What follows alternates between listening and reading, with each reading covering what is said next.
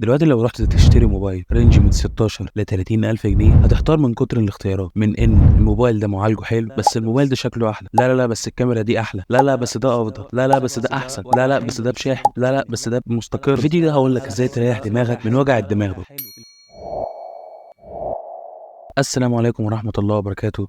ازيكم يا شباب، عاملين ايه؟ في ظل التكدس التقني اللي احنا فيه حاليا، وان كل شركة تقريبا في البرايم بتاعها وبتنزل موبايلات بكميات كبيرة، كل الاجهزة تعتبر حلوة، فانت كمستخدم عادي مش هتبقى عارف ازاي تفرق ما بين ده احسن ولا ده احسن. في الفيديو ده هقول لك ازاي تختار افضل موبايل ليك، سواء كنت جيمر او بتحب التصوير او بتحب البطارية او التكامل او بس قبل ما نبدأ ما تنساش تصلي على النبي عليه افضل الصلاة والسلام، حط لايك واشتراك للقناه وتفعل زر الجرس عشان يوصلك كل جديد، واهم حاجه الاشتراك عشان قربت على 1000 مشترك. في البدايه الفئه اللي نتكلم عليها هي فئه متوسطه وعاليه، رينج من 16000 جنيه ل 35 او تحت ال 35000 جنيه. هقول لك انهي موبايل ينفع لك في كل ظروف استخدامك، بس لازم تبقى عارف انت محتاج الموبايل في ايه. هل محتاجه للعب ولا للتصوير، ولا محتاجه يعيش اطول ولا ما يفصلش بسرعه، ولا متكامل ولا مش عايز تدفع كده. ركز معايا كويس جدا جدا عشان ما تتوهش مني.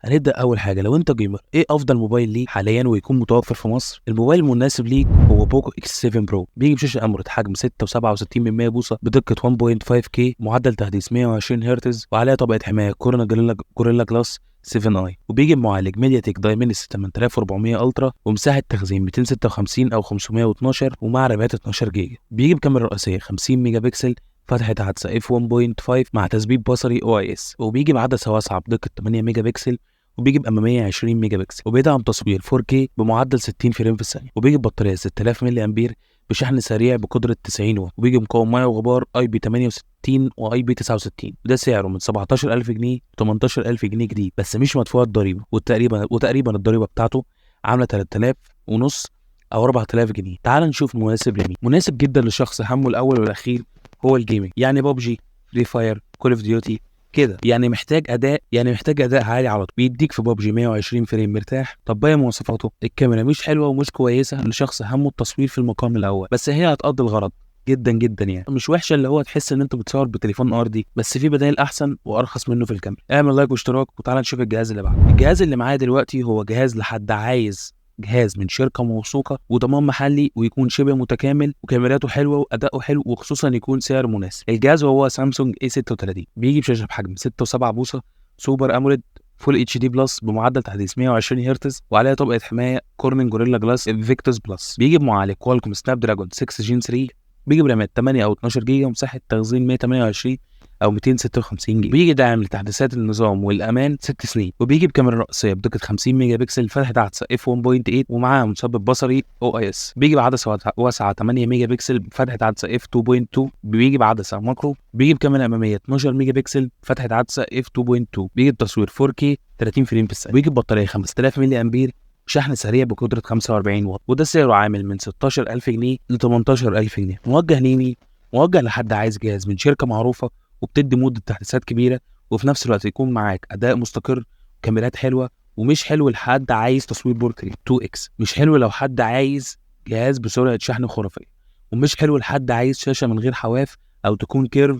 وخلي بالك إنه بيجي من غير راس شاحن ولا جراب، بيجي بكابل، والكابل مش 45 واط كمان، لا ده 25 واط. يعني انت محتاج تدفع عشان تجيب الشاحن والوصله، ويا ريت تجيبهم من مكان موثوق ويكونوا اصليين، ما تروحش تجيب حاجه مش موثوقه. رايي في الموبايل بصراحه من ناحيه الاداء فهو عالمي، والكاميرات حلوه، سوفت وير سامسونج تحفه طبعا، وبانل الشاشه هيبقى لا يعلى عليه. بس نقطه الاكسسوارات وان الشاشه بحواف رخمه مضايقاني، ونقطه ان الكاميرا لا تصلح للبورتريه.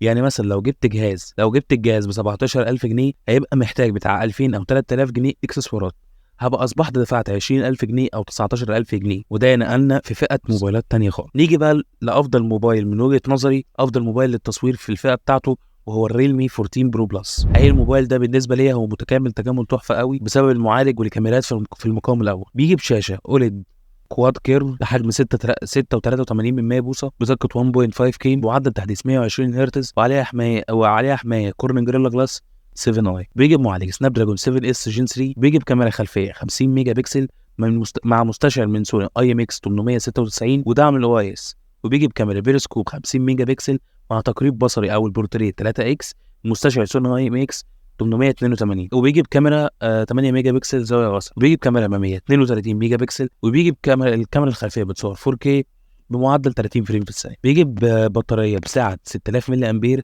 وشحن سريع جوه العلبه 80 واط، وبيجي مقاوم ميه وغبار بمعايير اي بي 69 واي بي 68. سعره في مصر عامل حوالي 27000 جنيه، طبعا مدفوع الضريبه. مناسب لمين؟ مناسب لحد همه التصوير في المقام الاول، وخصوصا البورتريه، لانه في حدثه بتصور بورتريه 3 اكس، وده افضل بعد لتصوير الاشخاص. صور حلوه ومناسب لحد عايز اداء وصور مع بعض وشحن سريع وضمان محلي واكسسواراته كامله، ومناسب لحد عايز شاشه كبيره وحواف تعتبر معدومه وتكون كواد كيرف اللي هي منحنيه من كل الاتجاهات فوق وتحت ويمين وشمال، تحس ان الشاشه قبل فوق كده. التعليق الوحيد انه كنت اتمنى المعالج يكون اعلى سيكه، مش معنى كده انه وحش، لا بالعكس تماما، هو جبار، بس كنت اتمنى يكون اعلى شويه. في طبعا في الفئه دي الرينو 13 والسامسونج اي 56 والفيفو في 50، كلهم وخصوصا السامسونج حلوين جدا جدا جدا، بس كل واحد فيه مشكله ما عدا واحد فيهم يعتبر متكامل زي الريلمي بالظبط. الثلاثه جايين سوبر اموليد، وطبعا افضلهم سامسونج من ناحيه البانل، بس غير كده هو تحتيهم في نقطه الشاشه بسبب الحواف. طبعا افضل شاشه بالنسبه ليا الفيفو عشان كبيره وشاشه منحنيه من كل الاطراف زي الريلمي بالظبط. المعالج الرينو والسامسونج توب التوب التوب التوب، سواء اخترت ده او ده هتتبسط جدا جدا جدا. فكك من نقطه معالج سامسونج انه بيعلق وكده، لا لا لا انسى الكلام ده زمان. من ناحيه الكاميرا طبعا الافضل سامسونج، بس كسيستم كامل لا اختار الفيفو بصراحه. نقطه الشحن السريع فيفو واوبو فوق طبعا طبعا طبعا طبعا فوق السامسونج في الضياع بصراحه. الاسعار فيفو واوبو 27 و26 الف جنيه، السامسونج بيبدا من 22 الف جنيه، بس خد في علمك انه زي اخوه الصغير لسه هتجيب اكسسوارات، يعني ممكن توصل ل 25000 جنيه عادي جدا بعد الاكسسوارات، كده هتكون دخلت برضه فئه ثانيه. طب مين الافضل فيهم يا عمر؟ اقول لك كل جهاز ليه زبونه. الفيفو محتاج حد عايز كل حاجه حرفيا زي الريلمي بالظبط. المنافسه فيهم اصلا بينهم شرسه جدا جدا جدا، بس بصراحه اروح للريلمي عشان الكاميرات برضه. الاوبو موجه لشخص عايز العاب وكماليات مع بعض، لان المعالج الاوبو عالي جدا جدا هيبسطك في الالعاب، مقارب شويه للبوكو اكس 7 برو. السامسونج عايز واحد بيحب سامسونج، عايز يجرب تجربه الفلاج شيب بتاعتهم، هيتبسط جدا بالتجربه، بس هيتقفل من نقطه الشاشه حواف كبيره دي والاكسسوارات دي. فوق ال 30000 جنيه ارشح وبقوه الريلمي جي تي 6 والاونر 200 برو. الاثنين دول سفاحين اي حاجه سواء كاميرات او اداء، هيدوك 120 فريم في ببجي، وهيدوك تصوير تحفه تحفه تحفه. وفي برضه رينو 13 برو بصراحه مش حابه لانه نفس معالج الخاص صغير، بس كاميرات احسن وشاشه اكبر، فحرام عليا اروح ادفع 10000 جنيه زياده وهاخد نفس المعالج. في برضه شاومي ريدمي نوت 14 برو بلس والبرو العادي. البرو بلس كاميراته زفت مش زي المنافسين. البرو العادي سعره عالي و4G، فحرام في الفلوس. وفي برضه الاونر 200 موبايل حلو جدا، بس لو لقيته بسعر اخر سعر اللي شايفه كان 20000 جنيه، بصراحه موبايل صفقه حلوه جدا جدا ومنافس للريلمي وفيفو في كل حاجه. وفي الاوبو رينو 13 a 5G وال4G. ال4G سعره عالي وحرام في الفلوس بسبب انه 4G. ال5G سعره عامل 18000 جنيه، وده مخليه سعر محايد. طب هو ينفع لمين؟ ينفع لشخص جاي من اوبو عايز يعيش نفس التجربه تاني، غير كده بلاش. وهذا الاي 36 افضل، هيكون احسن في المعالج. الرينو تفوق عليه بس في نقطه بسيطه جدا في وهي انه بيصور 2x في الكاميرا البورتري. السامسونج لا، غير كده السامسونج هيكون افضل ليه. كده هكون فسرت لك الفئه المتوسطه كلها وقلت لك على افضل الخيارات الموجوده. نصيحتي ليك اعرف انت عايز ايه في موبايلك كويس، وما تمشيش ورا كلام حد، وخليك نازل عارف انت هتشتري ايه، واتفرج على مراجعات كتير للجهاز اللي حاطط عينك عليه كويس جدا، واعرف ايه عيوبه وايه مميزاته كويس. واي موبايل ما تمش ذكره في الفيديو ده في الفئه دي من وجهه نظري المتواضعه شايف انه مش قيمه مقابل سعر، وان في بدائل تانية كتير، وانا دوري ان انصحك واوجهك للجهاز الصح عشان ما تحسش انك دفعت فلوس على الارض. دي نهايه الحلقه، ما تنساش تعمل لايك واشتراك وصلي على النبي عليه افضل الصلاه والسلام. اشوفك الفيديو الجاي، سلام.